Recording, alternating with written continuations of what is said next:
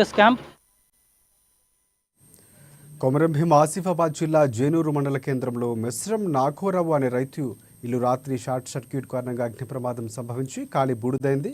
ఇంట్లో నిల్వ ఉంచిన 15 క్వింటాల పత్తితో పాటుగా 20,000 రూపాయల నగదు కాలిపోయింది. వారి కుటుంబ సభ్యులు కట్టుబట్టలతో బయట ఉన్నారు. అటు చేతికి వచ్చిన పంట ఒక్కసారిగా అగ్నికి ఆహుతి కావడంతో రైతు కన్నీరు మున్నీరుగా విలపిస్తున్నాడు. ప్రభుత్వం తరఫున నష్టపరిహారం అందించి ఆదుకోవాలని బాధిత రైతు వేడుకుంటున్నారు.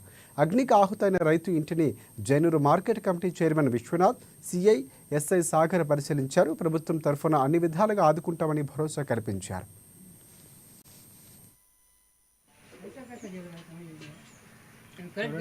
నాగోరావు, నేను ఒక పేద రైతుని. నేనేమంటే వడ్డీతోనే డబ్బులు తీసుకొచ్చి చేనులో పెట్టుబడి పెట్టిన నాకు 6 ఎకరాల భూమి ఉన్నది. ఏమంటే 15 కుంటలు మా పత్తి కాలిపోయింది. ఇంకా డబ్బులు 20,000 దాకా డబ్బులు ఉండే మా సామాను మొత్తం కాలిపోయింది. నా దగ్గర ఇప్పుడు ఏం ఆధారం లేదు. నా పరిస్థితి బాగా హీనంగా ఉన్నది. నాకు ప్రభుత్వం నుండి ఏమైనా సహాయం, ఆర్థిక సహాయం ఇప్పించండి అని. నాగోరావు, నేను ఒక పేద రైతుని.